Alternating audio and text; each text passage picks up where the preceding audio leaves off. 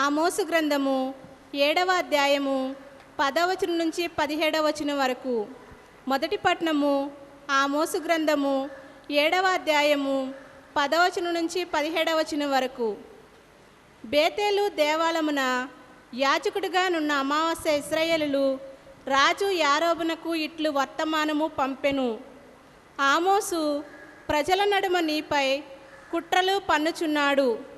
యారోబాము పోరున కూలునని ఇశ్రాయేలులను తమ దేశము నుండి ప్రవాసమునకు కొనిపోవుదరని చెప్పుచున్నాడు. అతడి పలుకులను దేశమిక సహింపజాలదు. అంతట అమాస్య ఆమోసుతో, దీర్ఘదర్శి, నీవిక యూదాకు వెడలి పొమ్ము, అచట ప్రవచనము చెప్పి పొట్టపోసుకొనుము. ఇక బేతేలున మాత్రము ప్రవచనము చెప్పవలదు. ఇది రాజు ఆలయము, నీ రాజ్యమునకు చెందిన దేవాలయమనెను. ఆ మాటలకు ఆమోసు ఇట్లు బదులు చెప్పెను, నేను భుక్తి కొరకు ప్రవచనము చెప్పువాడను కాను, ప్రవక్తల సమాజమునకు చెందినవాడను కాను. నేను మందల కాపరిని, అత్తి చెట్లను పరామర్శించువాడను.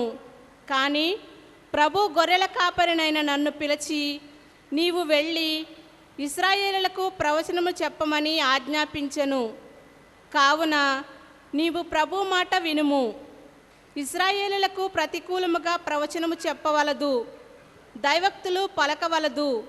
నీవు నాతో చెప్పుచున్నావు.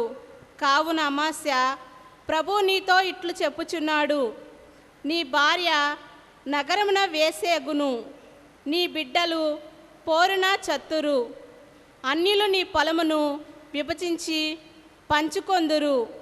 నీ మట్టుకు నీవు అపవిత్రమైన పరదేశమును చత్తువు.